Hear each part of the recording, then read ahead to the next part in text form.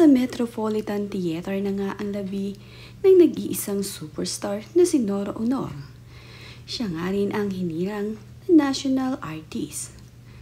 Nandito na nga ang mga labi niya at dinala nga ito ngayong umaga. Makikita naman ang pamilya ni Nora Aunor na sama-sama ngayon sa huling araw niya.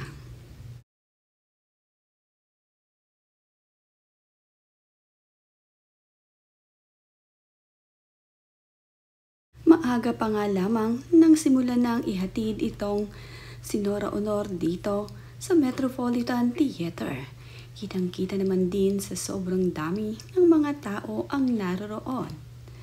Sobrang dami nga nang nakiramay dito sa pamilya ng naiwan ni Nora. Talaga naman ang nag-iisang superstar kahit sa kanyang huling sandali ay talaga namang mahal na mahal ng mga tao at hindi siya iniwan. Dito nga sa Metropolitan Theater gaganapin ang mga pasasalamat at ang pagbibigay pugay dito sa kay Nora Aunor.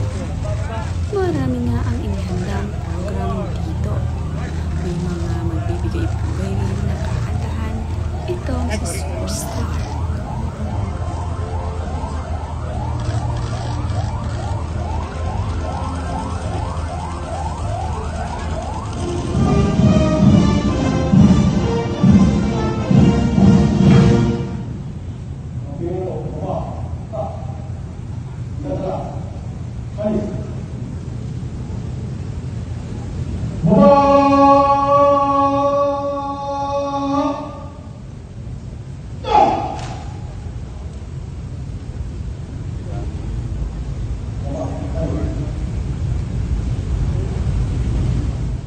Kabilang naman nga sa magbibigay pugay dito kay Nora Aunor ay itong si Direk Joel Lamangan, si Ricky Lee at itong si Charo Santos. Mga fans naman ni Nora Aunor na kahit na mainit ang panahon, basta siya ay masilayan sa huling pagkakataon ay nagtsatsaga na nandirito sa labas para lamang masilayan ang mga labi ni Nora. Kahit nga hindi nila ito makita ng malapitan, basta't ito ay kanilang matanaw ay okay na ito sa kanila.